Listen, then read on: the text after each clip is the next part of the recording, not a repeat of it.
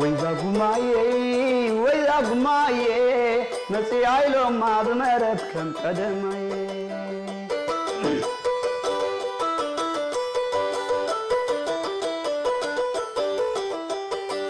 ويا قماي نسي لو ما بمرت كم قدمي تخولو كينات إرترا إثيوبيان أعنا وسعبيناتون أب عسرت لكاتيت كرايسيس جروب دنا كينات أب مونغو أديس أبابا مقلن أسمران ينسلا لخم زلو زئمت عنكت زرقيحو حمرت تحستو دما كل مداياوي قجت إرتران إثيوبيان أب زوبانان كينون زسكحكح سعبين كفتر كم زخئلن اتو كينات عنوات سبعة وعقمي كام ممسع حاليفو نتن لعلي سلسة عقود زسانح عدت وتهدراوي قليانتن بوليتيكاوي عفنان بكرات لمعتن إرترا كعمقو أبرسي دمان وشتاوي زي مرقاقا إثيوبيا زيادة كقاددو كم زخئلن يأمت دحر خلطة سومون علات عسران شمونتن لكاتيت أو وشمت عرب كالو كينات تباريعو كينات إيران إسرائيل اتناي هاقرات عرب دفئيت اللو زبهال متفنان إرتران إثيوبيان نتوم أبصعوق نايقالات داربا زحاقيو إسياسن آبن كابقونس إيكغتو أمديو أبكرميت كتسان حنايو اتزتاعت هولو مبسعاتات جن بسنكتي قد إموان زلو زعابي زبيتاوي بودهو أنفتن كغيرا مولئن كدرتا قدامنت أب هاقرا ودحنتن كتكرا كم زقبرن رقوسيو إذن اتخوينات كترفو يخلدو بخالق وغن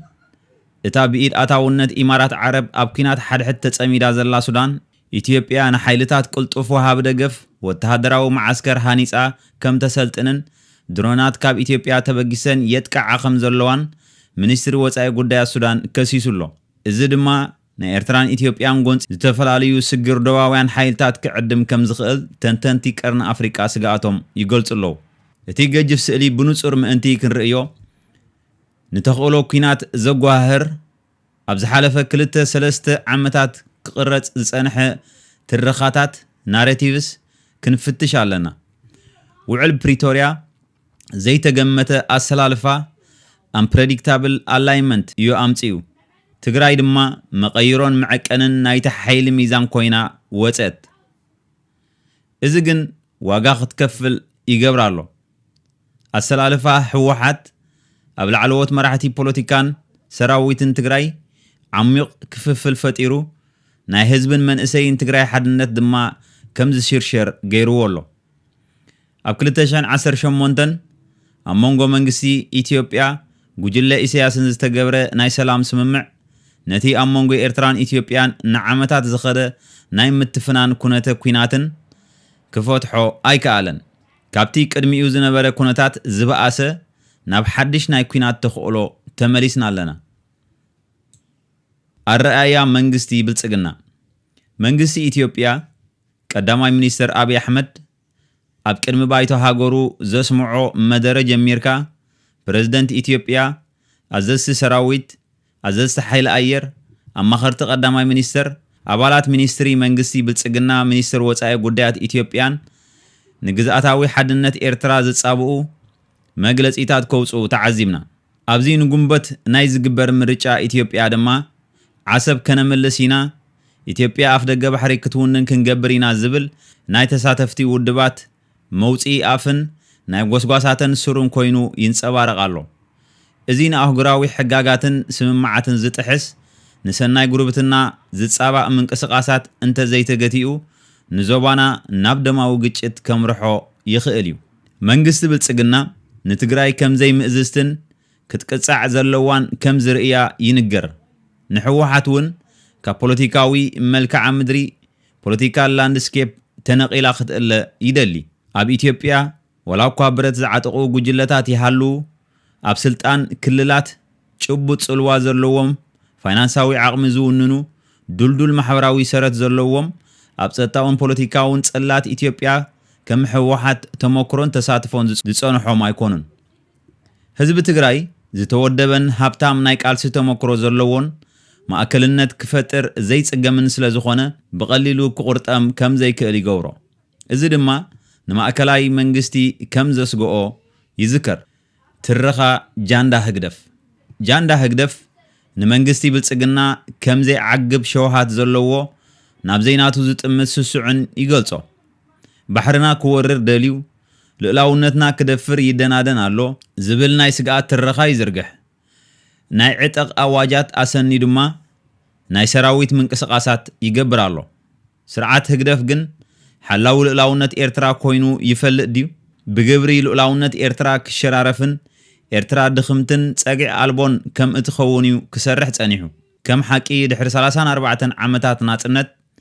ኤርትራ ጽኑዕ ህዝባዊ ትካላት ስሙር ህዝቢ ናይ ልምዓት ኣርኣያ ብዘመናዊ ቴክኖሎጂ ዝተደገፈ ብቑዕ ሰራዊት ሓይሊ ባሕሪ ሓይሊ ኣየር ናይ ሳይበርን ጸጥታን ዓቕሚ ወኒና ሕፍርትን ዘይትድፈር ክትከውንን እምበር ብተወረርኩን ተደፈርኩን ሰጊኣ ብኾፋ ተሓድር ክትከውን ኣይግባእን ነይሩ። ሓደ ብልዑላውነት ሃገር ዝግደስ ስርዓት ዓቕሚ ሰብ በታቲኑ ቁጠባ ሃገር ደቂሱ ኩሎም መቆምያታትን ትካላት ሃገርን ኣዕንዩ ሓድነት ናይ ህዝባ ዘሪጉ ንጽልትን ድሕርትን ኣይገብራን እዩ። መርገጺ ህወሓት ብ6 መጋቢት ኣብ DW ኣፍሪቃ ኣብ መንጎ ክልተ ኢትዮጵያውያን ተንተንቲ ዘካርያስ ዘለዓለምን ጻዳል ለማን ዝተኻየደ ቃለ ምሕተት ኣብ መንጎ ህወሓትን መንግስቲ ብልጽግናን ዘሎ ምትፍናን ብኸምዚ ዝስዕብ ይገልጾ። ህወሓት ምስ መንግስቲ ብልጽግና ዘይቃደው ምኽንያት ግዛኣታዊ መሬት ትግራይ ጅሆ መሓዝ ከም ፖለቲካዊ ውድብ ኣፍልጦ ምኽላእ ምቁራጽ ነዳዲ ምዕጋት ስሩዕ ባጀት ምትዕንቃፍ ኣገልግሎት ባንኪ ምንፋቅ ተሳትፎ ኣብ ማእከላይ መንግስትን ምጽጋዕ ሰራዊት ኢትዮጵያ ብኹሉ ደባት ትግራይን ከም ዝኾነ ይጠቕሱ። መንግስቲ ብልጽግና ድማ ህወሓት ኣብ ናይ ጸላኢ መትከል ተመስሪታ ምስራዓት ህግደፍ ትገብሮ ርክባት ሰራዊት ኢትዮጵያ ናብ ደባት ኢትዮጵያን ናይ ቅድም ማዓስከራት ክሰፍር ምሕንጋዳ ወደብ ዓሰብ ኣብ ምምላስ ዝግበር ወፈራ ምንጻጋ ንዕጡቃት ኣምሓራ ምድጋፋ ብዲዲአር ዝፍለጥ ምፍታሕ ዕጥቂ ሰራዊት ትግራይን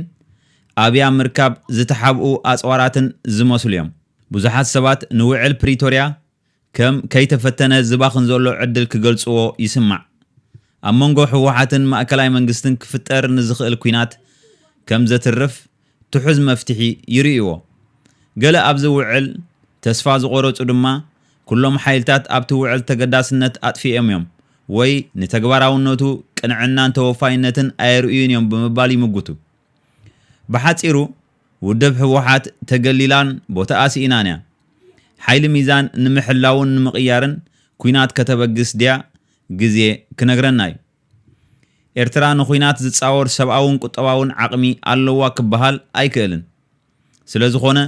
ኩናት ተትርፈሉ መዋጽኦ እያ ክደሊ ዝግባእ ነይሩ። ጃንዳ ህግደፍ ንኤርትራ ናብ ናይ ኩናት ሃዋህው መሪሑ ኩናት የለን ዝብል ከንቱ ፕሮፓጋንዳ ይኽተል ኣሎ። እዚ ማለት ድማ ናብ ኩናት ከኣቱ እንተኾይኑ ምእላይ ስርዓት ብልጽግና ናው ኦር ነቨር ዝብል ድምዳመ ክሕዝ ኣለዎ ወይ ከዓ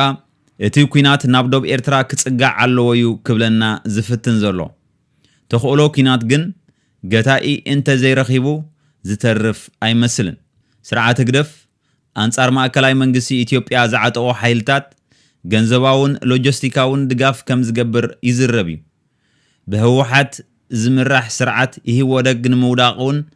ዓቢ ተሳትፎ ነይሩዎም እዩ። ኣንጻር መንግስቲ ብልጽግና እውን ምስ ህወሓት ዕጡቃት ኣምሓራ ፋኖ ዘለዎ ርክባት ክጥቀሱ ይኽእሉ። እዚ ወረ ኣይኮነን፣ ጽምዶ ዝበሃል እውጅ ልፍንታዊ ምንቅስቓስ ሓደ መግለጺ ናይዚ እዩ። እግረ መንገደይ ኣብ ዝሓለፈ 10 ዓመታት ብኣካል ዝተሳተፍ ኩሉ ምስ ናይ ፖለቲካ መራሕቲ ናይ ጸጥታን ሰራዊትን ኣዘዚ ኢትዮጵያ ተራኺበ ትዕዝብተይ ዝወሰድ ኩሉ ተመክሮ ከካፍል ደስ ይብለኒ። ቅድሙን ድሑሩን ፖሊሲ መንግስቲ ኢትዮጵያ ንምቕያር መላኺ ስርዓት ኣብ ኤርትራ ተገዳስነት የብሉን። ኣብ ዘመነ ስልጣን ቀዳማይ ሚኒስተር መለስ ዜናዊ ኮነ ሃይለ ማርያም ደሳለኝ ሕጂ ድማ ቀዳማይ ሚኒስተር አብይ አሕመድ ንኤርትራውያን ተቃወምቲ ንምቁጻሮም ክጥዕምን ፖለቲካውን ሓሳባውን ጽልዋ ንምስፋሕ እምበር ክልቲኣዊ ረብሓ ሰረት ዝገብር ምትሕብባር ንቓልሲ ህዝቢ ኤርትራ ኣብ ምድጋፍን ሓቀኛ ተወፋይነት ኣይረአን። ከምቲ ክኢላ ወተሃደራዊ ስነ ፍልጠት ጀነራል ሳንጹ ሓቐነ ጎረባብትኻ ከይፈለጥካ ኣብ ኪዳን ኣይትእቶ ዝብሎ ድሌትን ዕላማን መንግስቲ ኢትዮጵያ ብንጹር ክንርድኦ ኣለና ወይ ከዓ ኣብ መንጎ መንግስቲ ኢትዮጵያን ኤርትራዊ ሃገራዊ ሓይልን ንጹር ስምምዓትን ኣብ እንካን ሃባን ጊቭ ኤንድ ቴክ ዝተመርኮሰ ዝምድና ክህሉ ኣለዎ መርገጺና እንታይ ክኸውን ኣለዎ ሓይልታት ተቃውሞ ሃገርና ኤርትራ ኣብ ኢድ ጨካን ውልቀ መላኺ ወዲቓ ኣላ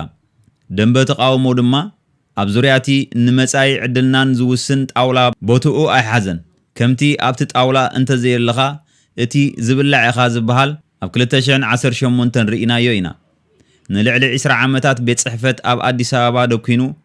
ኣንጻር ቁንጮ ህግደፍ ይቃለስ ነይሩ ድሕርቲ ናብ ኩናት ትግራይ ዝመርሐ ሓጺር ዝዕድሚኡ ዕርቂ ብልጽግናን ህግደፍን ግን ንቡር ፋንዋ እኳ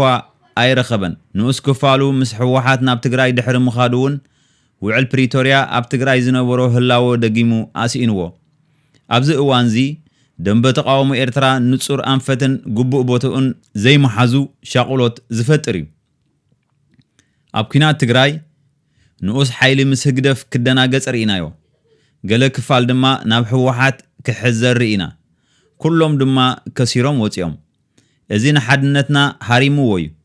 ካብዚ ተመክሮ ክንመሃር ኣለና መርገጺና ሓርነትን ክብረትን ህዝቢ ኤርትራን ናይ ርሑቕን ቀረባን ሃገራዊ ረብሓን ማእከል ክገብር ይግባእ ንዘለና ዕቑር ዓቕሚ ኣወሃሂድና ብልፍንትን ፍጹም ውህደትን ነፍስና ክንሰርዕ ይግባኣና ሓድነት ደለይቲ ፍትሒ ልዕሊ ዝኾነ እዋን ሕጂ ኣድላይ እዩ መንእሰይ ኤርትራ ግዳይ መርዛማት ናይ ኩናት ፕሮፓጋንዳ ከይከውን ንቕሓቱ ከበርኽን ንኳሓሎ መሲሎም መንቋሮ ፈልዩ ከለልዮምን ኣለዎ ንቁኑዕ ሃገራዊ መርገጺ ክሓርን ረብሓን ድሕነትን ህዝቢ ኤርትራ ቀዳምነት ክህብን ታሪኻዊ ሓላፍነቱ ክዋጻእን ይግብኦ ህዝቢ ኤርትራ ኣብ ዝሓለፈ ዓመታት ናይ ውሑዳት ግን ከዓ ብርቱዕ ድምፂ ዝፈጥሩ ህዝቢ ኤርትራ ዓቕሚ የብሉን ለውጢ ከምጽእ ኣይክእልን እዩ ዝብል ብንያቶም ዝዓረቦምን ናይ ስልጣን መብጻዕታትን ንዋያዊ ረብሓን ዝተዓስውን ኣካላት ፕሮፓጋንዳ ክንዛሕ ጸኒሕሎ ዋናታት ዝ ድማ ህግደፍ ስልጣኑ ምእንቲ ክቕጽልን ኣብ ፖለቲካውን ሞራላውን ውድቀት ህዝቢ ኤርትራ ረብሓታት ዘለዎም ሓይልታት ዝምውርዎ እዩ ተፈትዎ ተጸልአ ህዝቢ ኤርትራ ጸገምካ ባዕልኻ እንተ ዘይፈቲሕካዮ ካልእ ዝፈትሖ ከም ዘየለን ከድሕነካ ዝኽእል ከም ዘየለን ክትፈልጥ ኣለካ እቲ በትሪ ኣብ ኢድካ እቲ ተመን ድማ ኣብ እግርኻ እዩ መጋቢት 12 2026 ሞራል ተክለ ሃይማኖት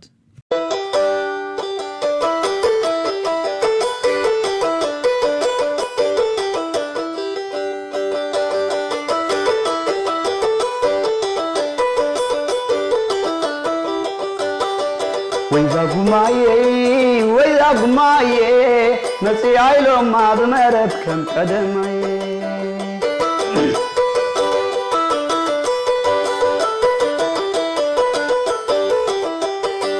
وإذا